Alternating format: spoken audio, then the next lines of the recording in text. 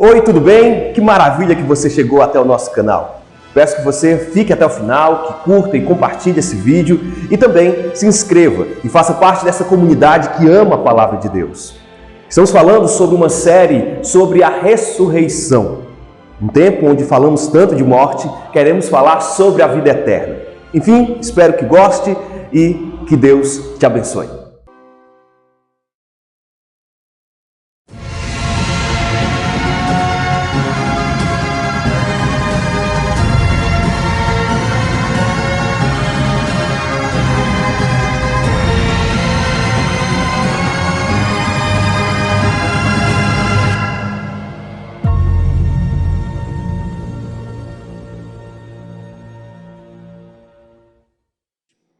Nesta noite, a minha ideia é começar com esta pergunta. Por que o cristianismo defende tanto que a ressurreição é um fato histórico? Por que isso para nós é tão importante? Por que isso é tão emblemático para o cristianismo? É uma pergunta interessante. Os primeiros cristãos, eles eram extremamente focados na ressurreição. A sua fé estava justamente consolidada, estava realmente amarrada com a ressurreição. A ressurreição era o fator mais relevante para a evangelização e para justamente a continuidade do cristianismo ali no primeiro século. Então nós não devemos perder isso. Assim como naqueles dias, a ressurreição era vital, era importante demais para a nossa fé, nós devemos, assim, continuar. E vamos abordar hoje um texto diferente. É um texto, vamos abordar praticamente o capítulo todo de Mateus. Então, Mateus, capítulo 28, nós vamos observar aí dos versículos do 1 ao 20, de maneira bem sintética. Vamos ver alguns eventos, né, da ressurreição de Cristo agora sob o olhar de Mateus. Lembrando que Mateus foi uma testemunha ocular de muitos daqueles eventos. Ele estava diretamente ali, junto do Senhor Jesus Cristo. O nome dele, Mateus Levi, aparece várias vezes nos evangelhos. Então, ele é um personagem importante. E vamos observar como foi o relato dele sobre a ressurreição.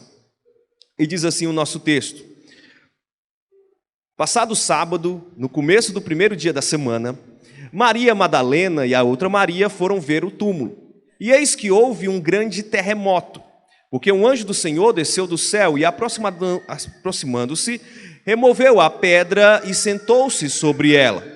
O aspecto dele era como um relâmpago, e a sua roupa era branca como a neve. E os guardas, com medo do anjo, tremeram e ficaram como se estivessem mortos. Mas o anjo, dirigindo-se às mulheres, disse: não tenham medo. Sei que vocês procuram Jesus que foi crucificado. Ele não está aqui, ressuscitou, como tinha dito. Venham ver onde ele jazia. Agora vão depressa e digam aos seus discípulos que ele ressuscitou dos mortos e vai adiante de vocês para a Galiléia. Lá vocês o verão. E como acabei de dizer a vocês.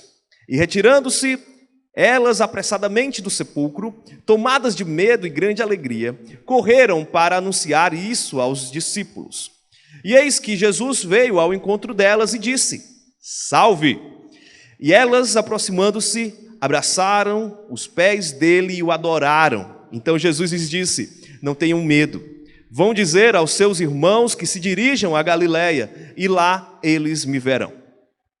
E enquanto elas iam, eis que alguns da guarda foram à cidade e contaram aos principais sacerdotes tudo o que havia acontecido. E reunindo-se eles em conselho com os anciãos, deram grande soma de dinheiro aos soldados, recomendando-lhes: digam isto: os discípulos dele vieram de noite, enquanto estávamos dormindo, e roubaram o corpo. E se isto chegar ao conhecimento do governador, nós o convenceremos e faremos com que vocês não tenham maiores preocupações. Os soldados receberam o dinheiro e fizeram como tinham sido instruídos. Esta versão se espalhou entre os judeus até o dia de hoje. Os 11 discípulos partiram para a Galiléia, para o monte que Jesus lhes havia designado. E quando viram Jesus, o adoraram, mas alguns duvidaram. Jesus, aproximando-se, falou-lhes, dizendo: toda a autoridade me foi dada no céu e na terra. Portanto, vão e façam discípulos de todas as nações, batizando-os em nome do Pai, do Filho e do Espírito Santo, ensinando-os a guardar todas as coisas que tenho ordenado a vocês. E eis que estou com vocês todos os dias até o fim dos tempos. Vamos trabalhar hoje a seguinte ideia: não duvide da ressurreição. Baseado nesse texto de Mateus, nós observamos aqui realmente grandes fatos sobre a ressurreição do Senhor Jesus Cristo e como isso é essencial para a nossa fé. E nós vamos observar que Mateus ele tem uma ótica diferente da de Marcos. Marcos, ele já fala aos romanos, ele tem a ideia de apresentar elementos justamente da ressurreição para uma mentalidade acostumada, com o pensamento romano. Então era um evangelho muito mais rápido, não focado tanto nos detalhes. Porém, nós observamos agora, no evangelho de Mateus, uma ótica muito mais ligada aos judeus. Mateus Levi, que foi um cobrador de impostos, alguém que realmente era considerado um traidor do seu povo, foi chamado por Jesus. Isso foi um grande golpe ali para as autoridades judaicas, que não gostavam ali dos publicanos e principalmente dos cobradores de impostos. Mas ele então se converte e segue Jesus, ele vira um seguidor de Jesus. Mas só que antes de ele ser cobrador de impostos, Mateus Levi, ele foi também um erudito. Ele foi ensinado ali por rabinos, por mestres judeus, e por conta disso ele tinha uma grande erudição. Era provavelmente um dos discípulos de Jesus mais eruditos. Então ele escreve com um conhecimento muito grande de várias línguas. Então essencialmente ele sabia grego, porque ele tinha que falar ali com o comércio local, e ele trabalhava muito com moedas e coisas desse tipo. Ele certamente tinha que se comunicar em latim por causa dos romanos, então ele sabia isso. Ele também deveria saber o aramaico, que era a língua ali de outras regiões daquela parte do Império Romano, mas principalmente ele sabia hebraico de uma maneira muito especial, de uma maneira muito intensa. Então, ele vai falar, principalmente aos judeus, uma comunidade de judeus cristãos que estavam convertidos ali, já depois ali da segunda metade do século I, e fala para essa comunidade exatamente quem era Jesus. Que provavelmente muitos dessa comunidade que já estavam se convertendo e que eles queriam saber mais detalhes de alguém que viveu e que esteve junto com Jesus no ministério do Senhor Jesus Cristo. Então, Mateus Levi era esta pessoa, para levar para a mentalidade judaica o relato dos evangelhos, o relato exatamente do ministério de Cristo, a sua obra e principalmente a sua ressurreição. Por falar aos judeus, o foco de Mateus é exatamente falar sobre Jesus como o Messias do Antigo Testamento. Aquele que foi prometido desde Gênesis 3,15, onde de maneira ali muito embrionária, Cristo, o Messias, o descendente da mulher, viria para pisar na cabeça da serpente. E viria então trazer uma nova era para este mundo. Então, pisar na cabeça da serpente foi exatamente quando Cristo ressurge dos mortos. E essa ressurreição para a mentalidade judaica também é muito importante. Porque quando Cristo cumpre esta tarefa primordial para a salvação do seu povo, ele também ganha um direito de reinar todos os povos da terra. Ele vira o rei Messias, que tem toda a autoridade sobre este mundo. Então, esta é a ótica de Mateus. ele fala para judeus que estão esperando, que querem entender sobre o seu rei, tão prometido ali no Antigo Testamento. Lembrem-se de que Jesus já tinha morrido ali, já fazia mais ou menos uns 30 anos ou mais. Então, quando Mateus Levi, ele escreve esta epístola, esse evangelho, ele na verdade quer relatar com detalhes aquilo que o Messias veio fazer na terra. Por isso que todo o seu evangelho foca nos eventos como se ele fosse um rei, um grande rei chegando ao seu povo. Então, por conta disso, nós vamos observar neste texto 4 grandes ou grandiosos acontecimentos relacionados à ressurreição de Jesus. Justamente para esta mente, a mente judaica acostumada com o Deus que abriu o Mar Vermelho, com os grandes milagres ali do Antigo Testamento, com as grandes libertações de juízes, e de várias vezes que os profetas fizeram coisas grandiosas. Eles estão acostumados com isso, e eles observam em Jesus justamente o cumprimento de muitas das profecias, e o teor exatamente de Mateus vai nos revelar estes grandes acontecimentos. E a primeira parte, o primeiro grande ponto que nós vamos observar aqui, é a grande glória da ressurreição.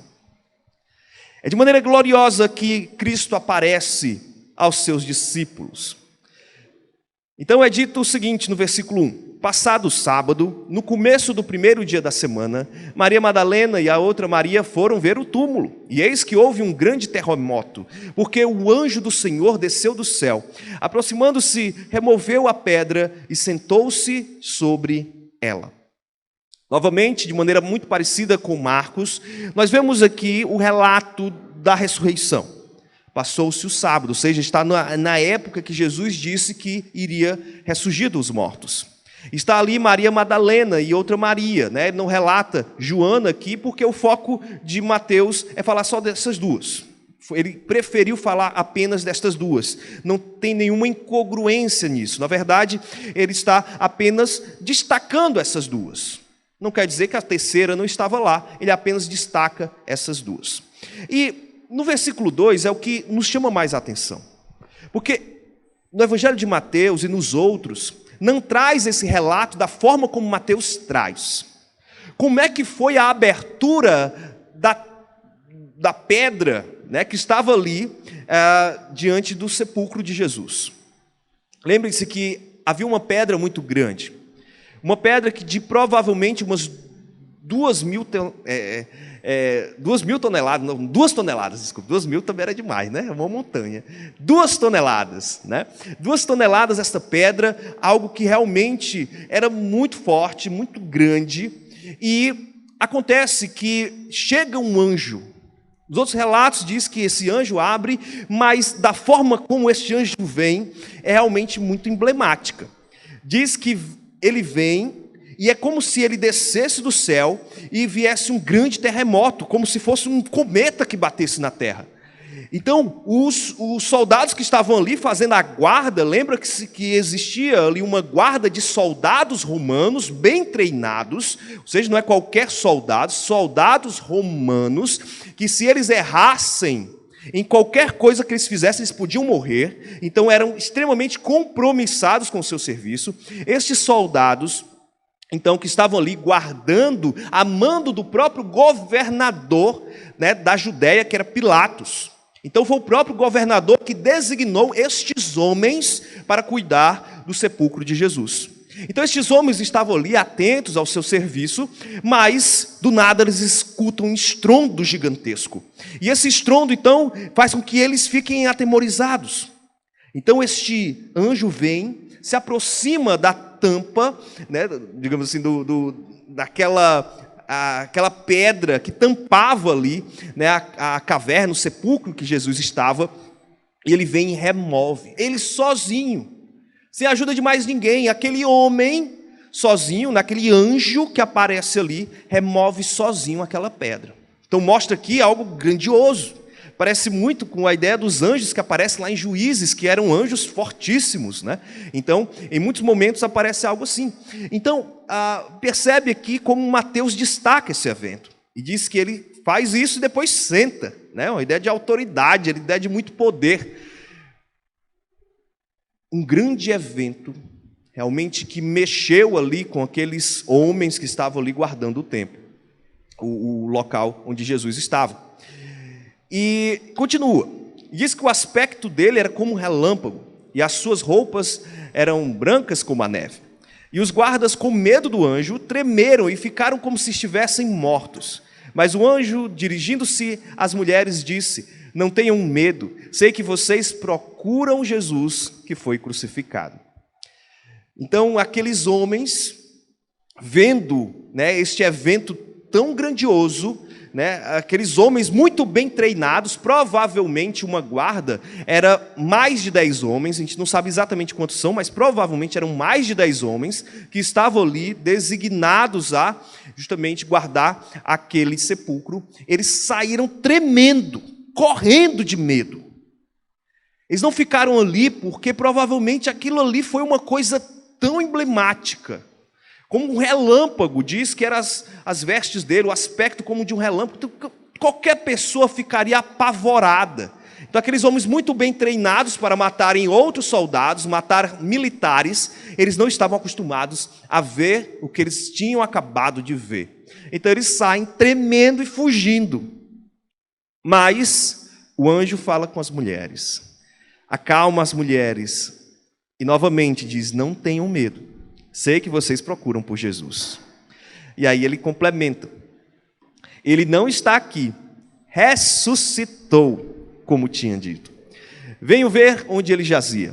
Agora vão depressa e digam aos seus discípulos que ele ressuscitou dos mortos.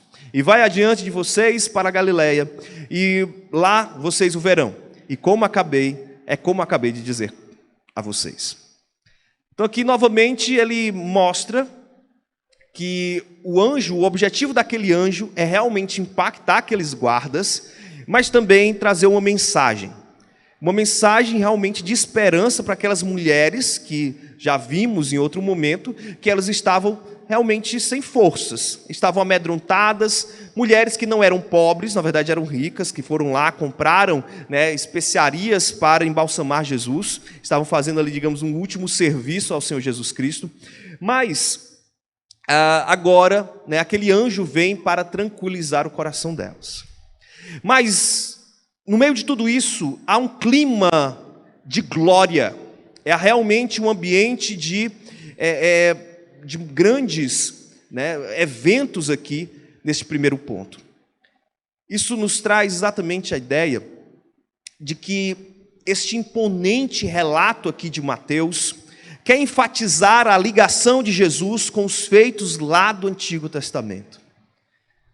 Grandes estrondos, grandes acontecimentos, um milagre acontece, um anjo abre então a porta, né, ali da entrada, do sepulcro de Jesus.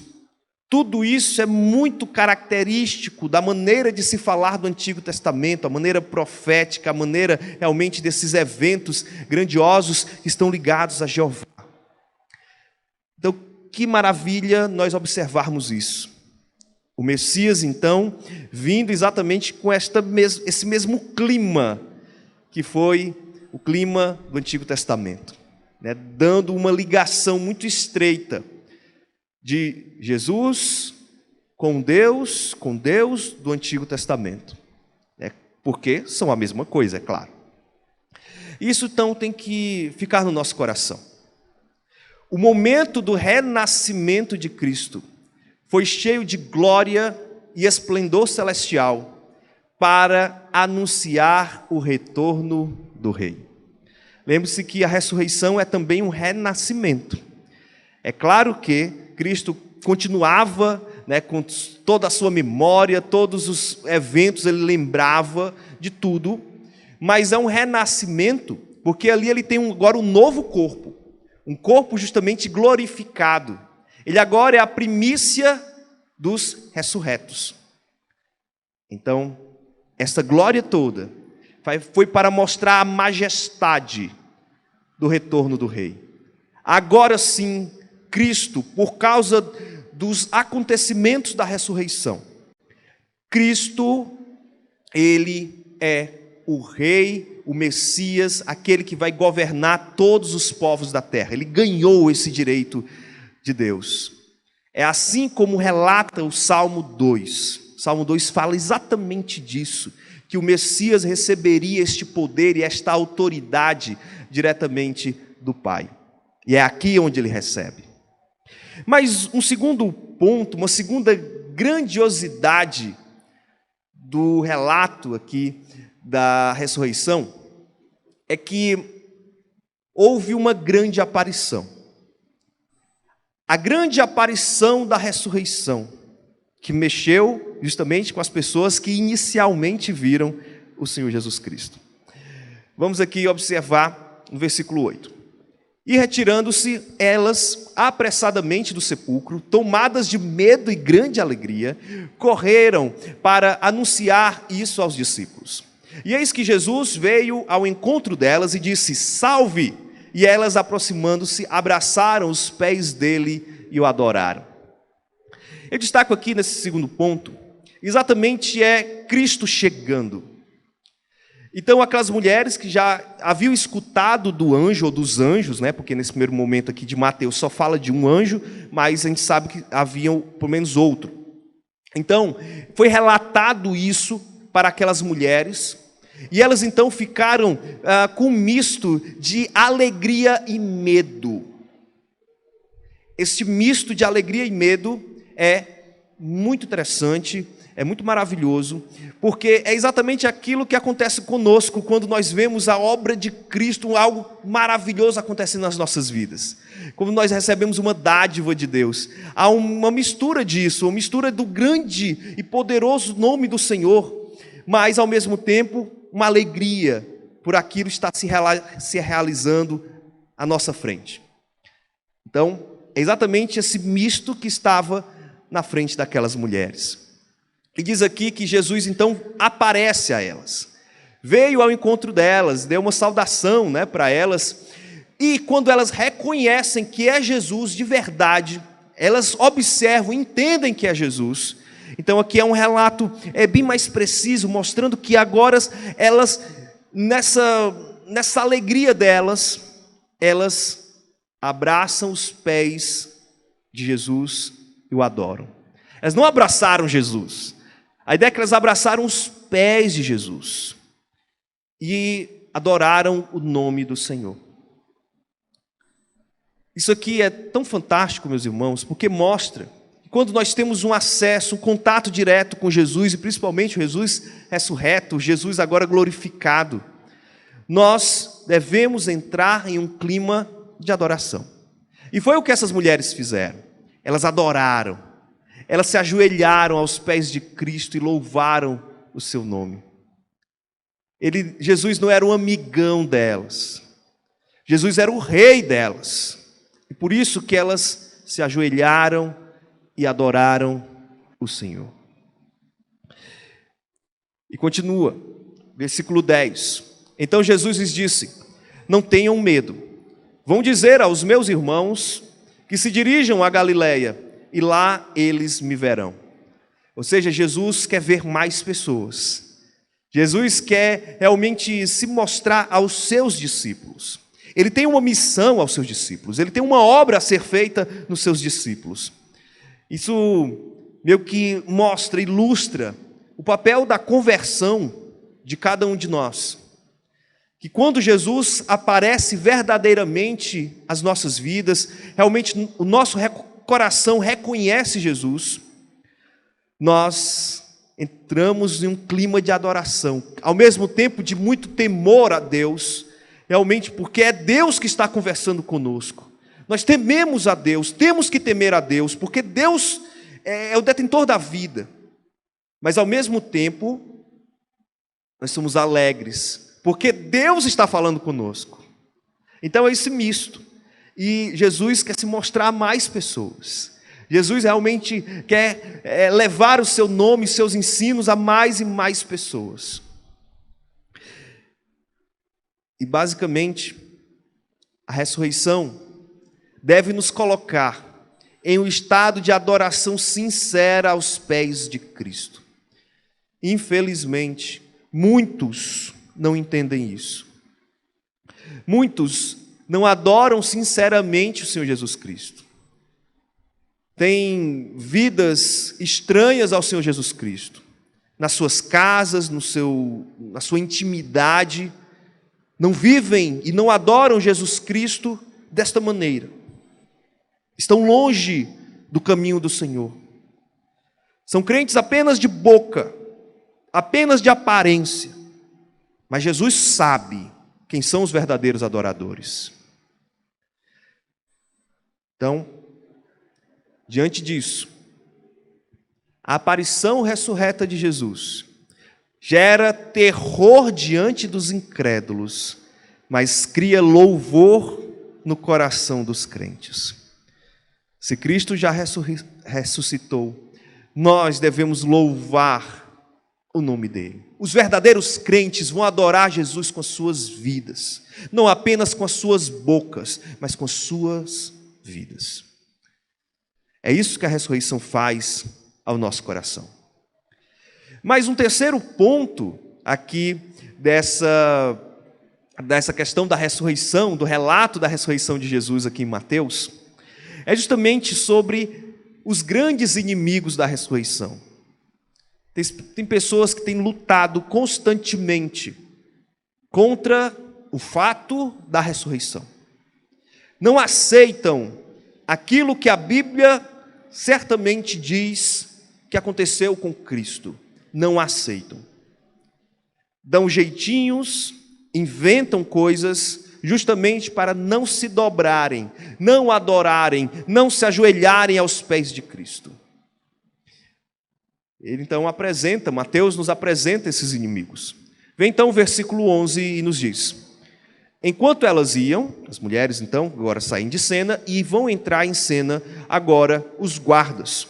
Diz aqueles guardas que saíram atemorizados, perplexos. Imagina 10 guardas muito bem treinados, correndo.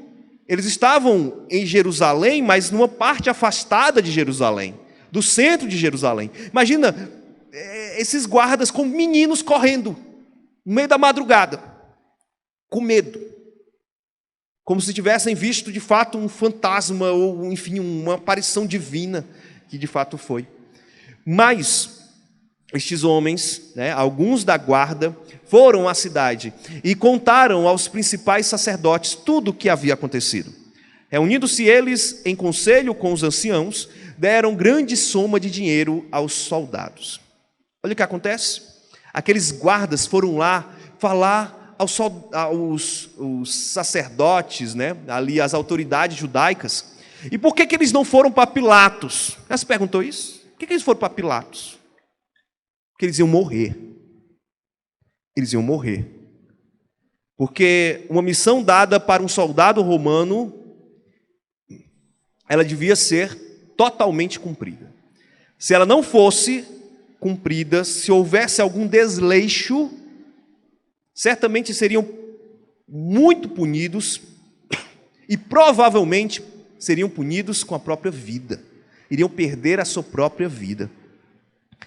Então, eles correram para as autoridades judeus em desespero, porque eles sabiam que iam morrer.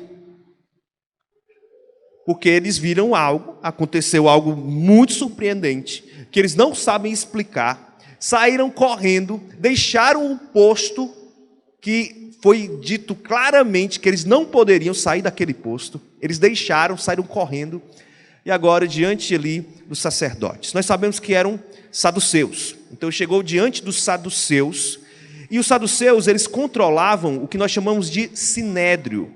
O sinédrio era um grupo de mais ou menos uns 70 homens anciãos, que eles eram líderes judeus ali naquela época.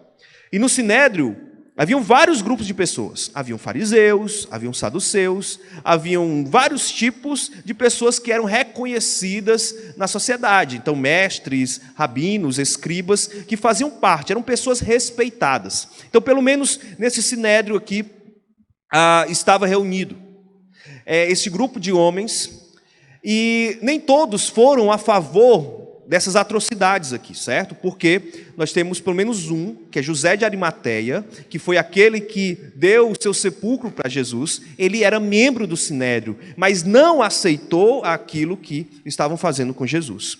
Mas, de fato, a maioria, ganhou. Então, ganhou tanto para matar Jesus. Então eles de fato disseram que o certo seria matar Jesus, mas que os romanos deveriam matar Jesus. Mas eles agora fazem uma segunda mentira. E certamente uma mentira que vai ter impactos muito grandes ali naquela comunidade de judeus do século I. Porque diz que esse conselho viu que eles não tinham outra alternativa. Eles estavam desesperados.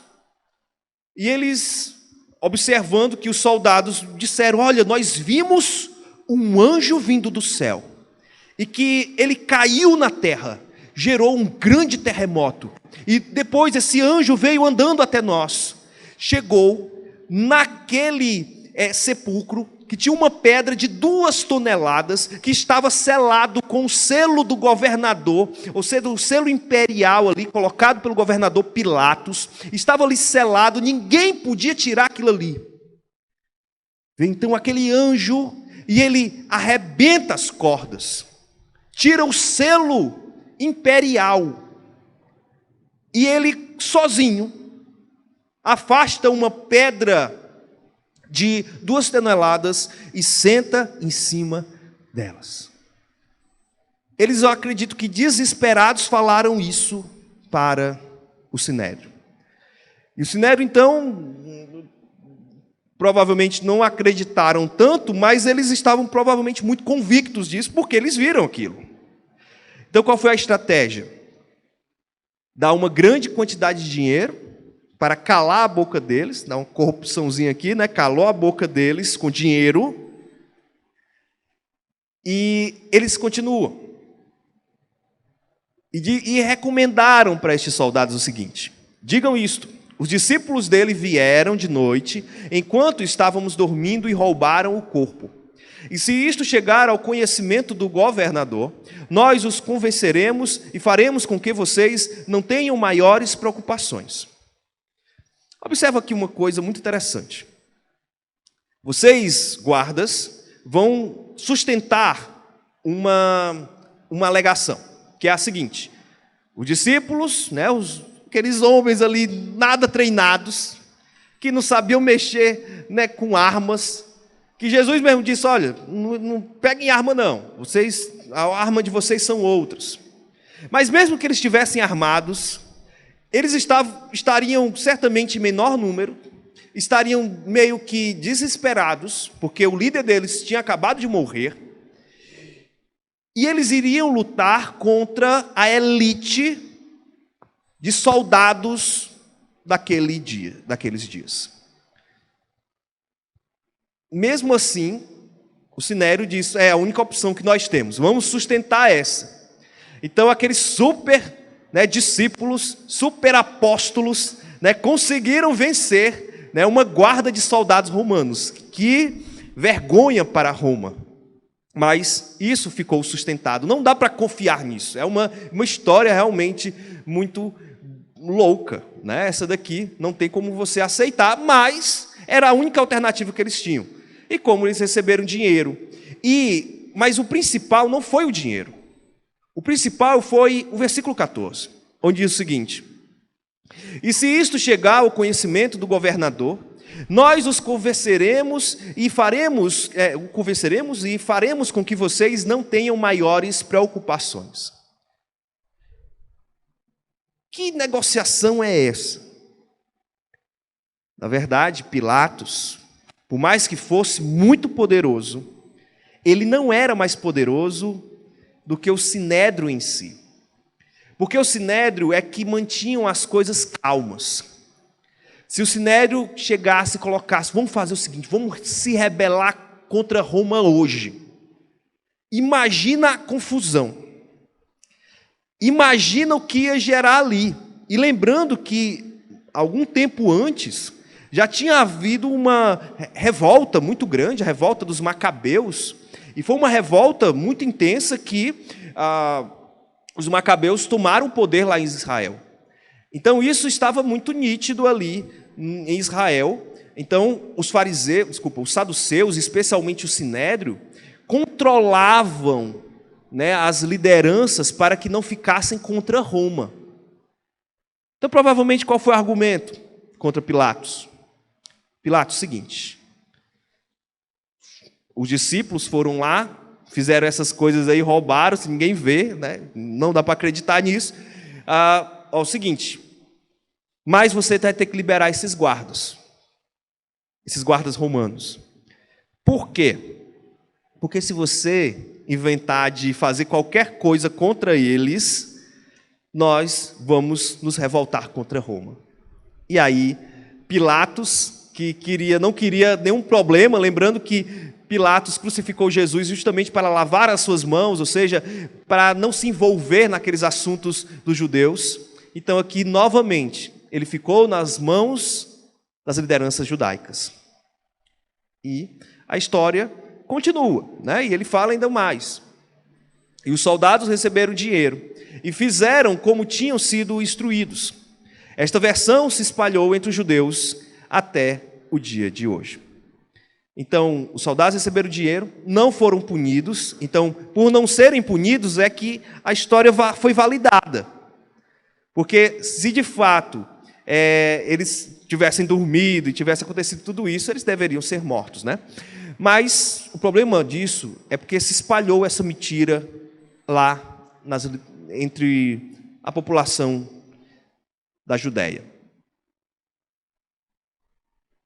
Uma mentira ali era sustentada, então, pelos fariseus e saduceus daqueles dias. Era um grupo muito pequeno, menos de 5% da população representavam, então, os saduceus e os fariseus. Mas é uma mentira. E nós percebemos, novamente, como a mentira ela é suja. A arma de Satanás contra a igreja.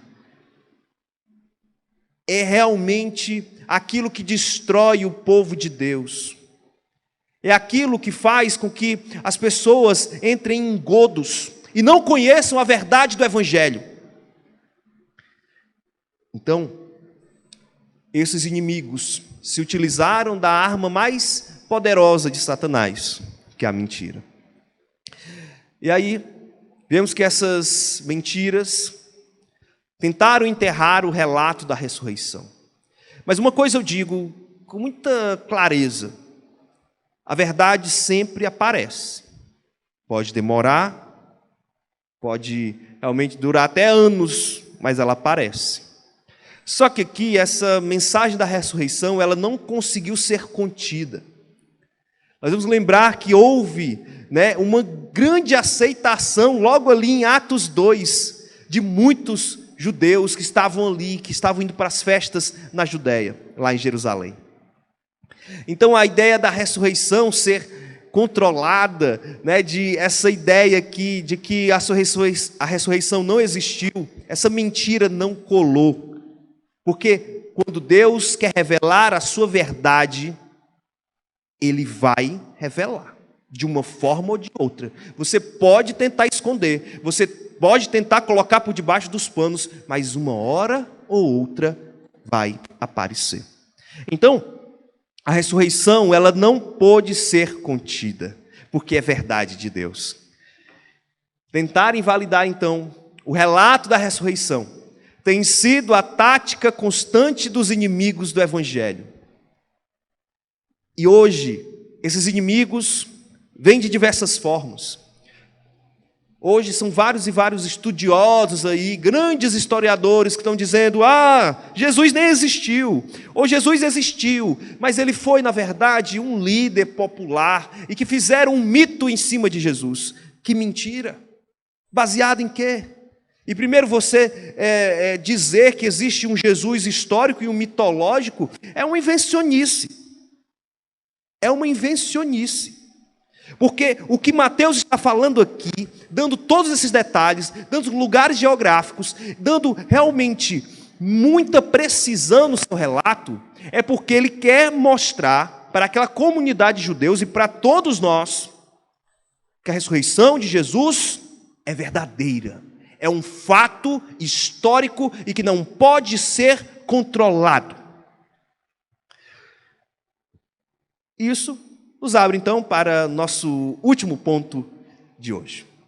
A última grande verdade sobre a ressurreição que nós observamos aqui em Mateus é justamente o grande impacto da ressurreição.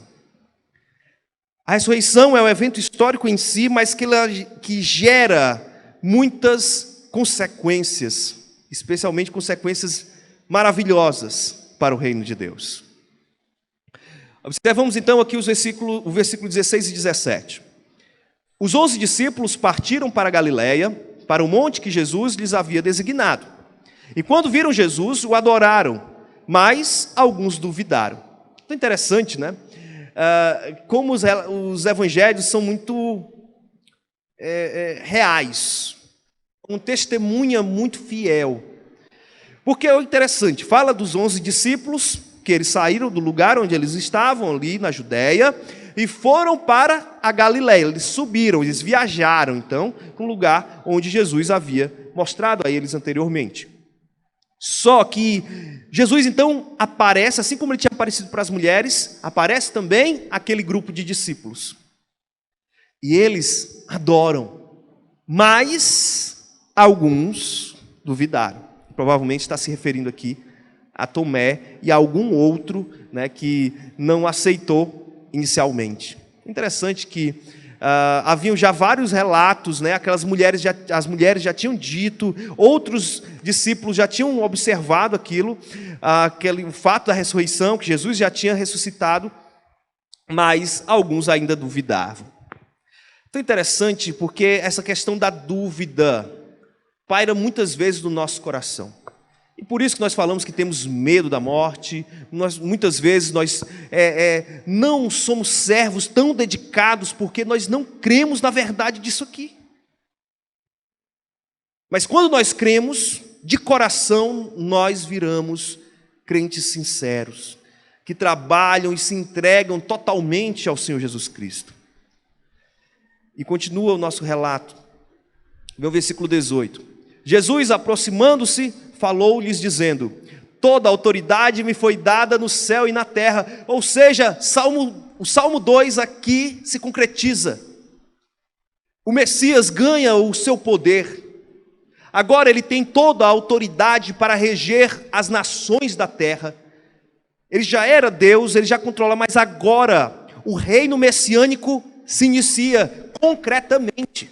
O reino de Deus, ele se mostra de maneira muito clara aqui, nessa fala de Jesus. Ele recebe toda a autoridade no céu e na terra para governar as nações. E por isso que agora, não é apenas os judeus que são a nação, mas a partir daqui, todas as nações da terra vão receber participantes, vão receber povo de Deus, vão virar povo de Deus, porque a igreja ela vai se espalhar por toda a terra.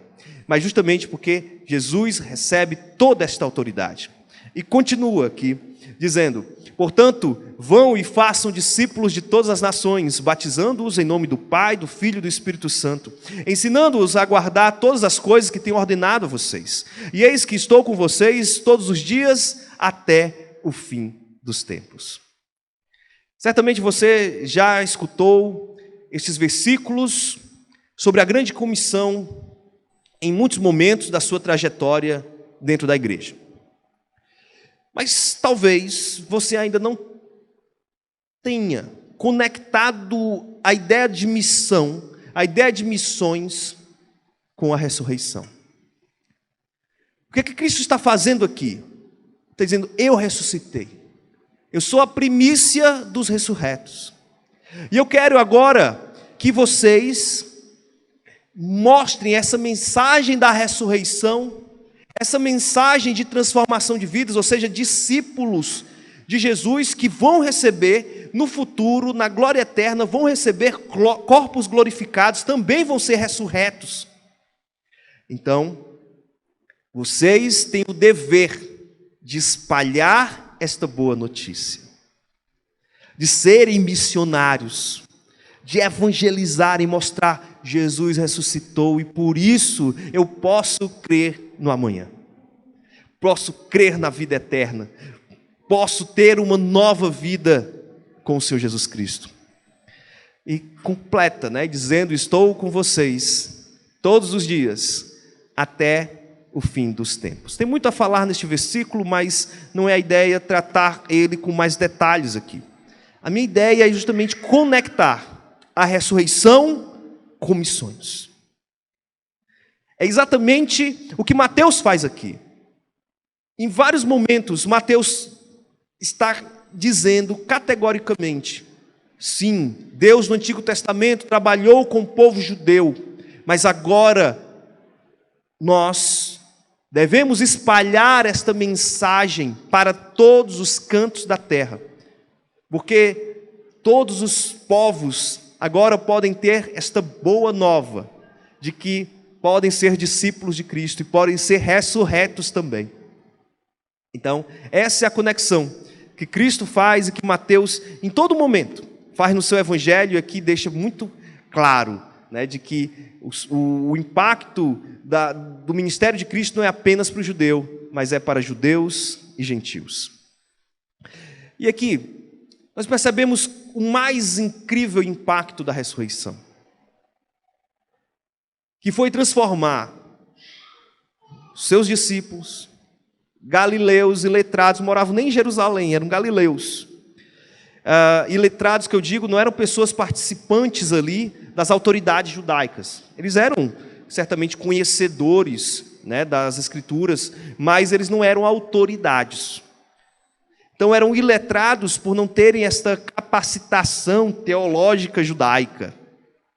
Estes homens que eram simples, alguns pescadores, outros trabalhavam em outras atividades, mas atividades simples. Estes homens, um grupo de 11 homens, transformou a história da humanidade. E por isso que Cristo começa de maneira muito pequena, com 11 homens. Uma coisa é você começar com um grande exército. Uma coisa é Roma, com seus grandes exércitos, conquistarem territórios. Mas Cristo começa de uma maneira muito humilde, para mostrar que o impacto e realmente o trabalho de fazer o reino crescer deve ser feito de maneira simples, mas confiando, tendo fé na mão de Deus, e especialmente na mensagem da ressurreição, que ela traz vida eterna ao pecador. Então, estes 11 homens mudaram a história do mundo, totalmente, e até hoje.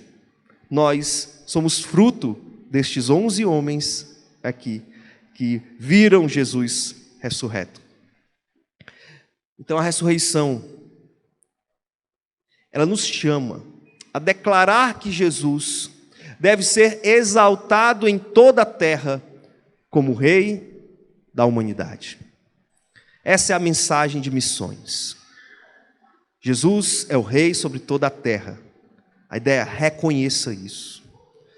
Destrone as suas vaidades, destrone justamente o seu ego e deixe Jesus reinar no seu coração também. É basicamente essa a mensagem da ressurreição que Mateus nos apresenta aqui.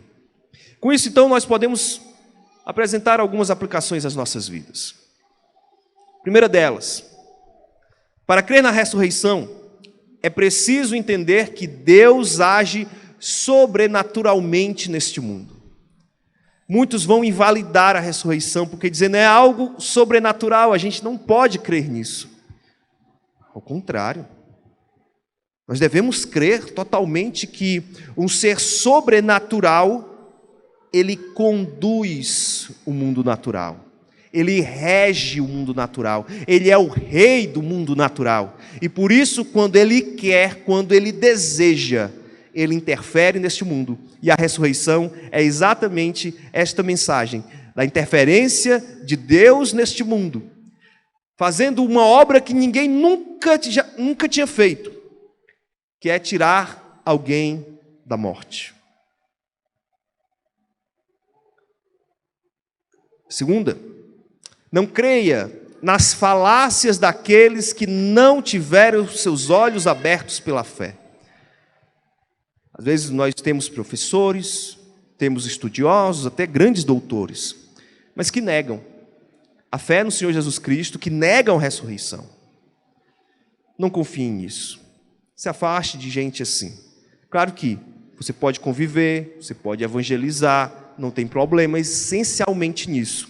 Mas você é que deve mostrar com o seu testemunho que eles estão errados. E em terceiro, a maior prova da sua fé, na ressurreição em especial, é seu testemunho sobre ela. Realmente você crê que a ressurreição é um fato histórico que mudou a humanidade? Você prega isso com todo fervor? Você se dedica a esta mensagem? Você não duvida no seu coração desta mensagem? Ela realmente é relevante para o seu coração? Faça essa reflexão também. E aqui, para fechar, nós temos a maior prova da ressurreição de todas, que é o martírio convicto dos apóstolos.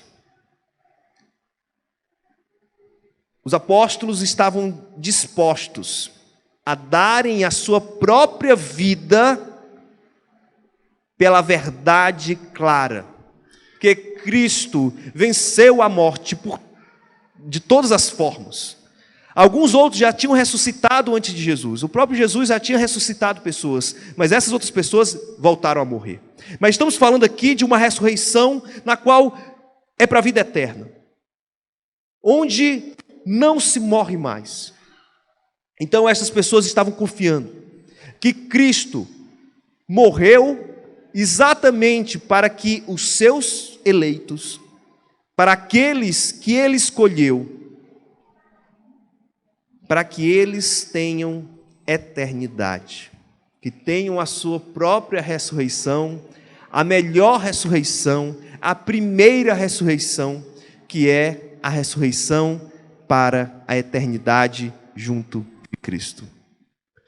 Estes homens morreram, e morreram convictos, e morreram muitas vezes louvando a Deus, muitas vezes realmente exaltando Deus no meio do seu martírio, porque eles tinham plena convicção nisso, porque eles viram Cristo, inicialmente morto numa cruz, mas depois ressurgindo dos mortos e trazendo uma mensagem de esperança e de salvação para todo aquele que nele crê.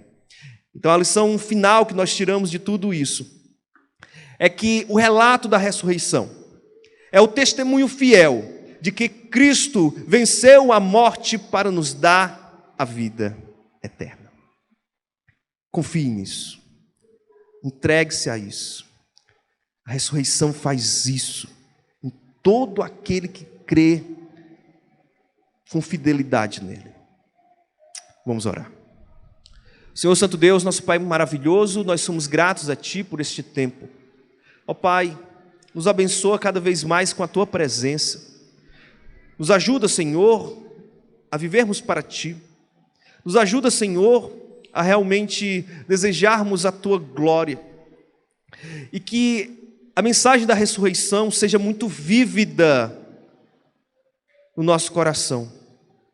Que possamos testemunhar com avidez, não de qualquer forma, não sermos servos negligentes ou servos que fazem as coisas de qualquer maneira, mas que sejamos realmente servos comprometidos contigo, porque nós entendemos que o Senhor Jesus Cristo venceu a morte plenamente.